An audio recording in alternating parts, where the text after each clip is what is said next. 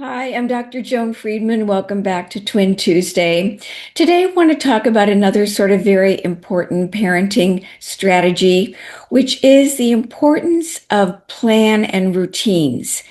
And this is, of course, applicable to singletons as well as twin families.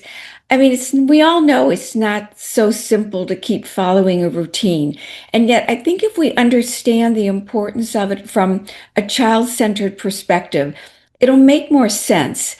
I often kind of think about transitions and routines as a way of connecting and disconnecting. And I think if you look upon it in that broader framework, it'll highlight the importance of it. Because it's easy to say, oh, we have to have a routine at nap time and bedtime and getting ready for school in the morning. And yes, and all of those are important, but they're important for very larger reasons, which is basically children really need a way to feel organized because when they feel disorganized inside, they can't figure out what's expected of them and what they're supposed to do.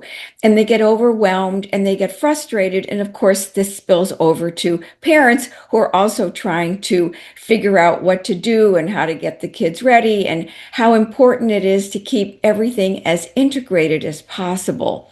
So it also makes the transition to the morning from morning to going to nursery school in the morning really important because when you've had a really awful morning and you finally got your child to school, you start to feel like your day is sort of ruined, which is not. It's just a moment in the day, but it sets the tone for so many parents feeling as if they're overwhelmed and they're angry and they feel bad and everybody was upset and everyone had a lousy morning trying to get ready. And it sets in a feeling that you're not a good parent and that you're annoyed and that you feel guilty and all these sorts of things rather than putting it in the context of, yeah, well, we had a bad morning, but we also can figure out it's just a moment in the day and it doesn't mean anything in any bigger context.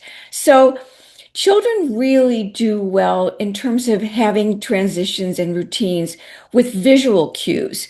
So having a calendar, having a book that talks about it, having a board where everyone kind of knows what they're doing, having stickers, having pictures, having notes maybe that you put in your child's lunchbox about what's going to be happening when they get picked up from school or in the evening.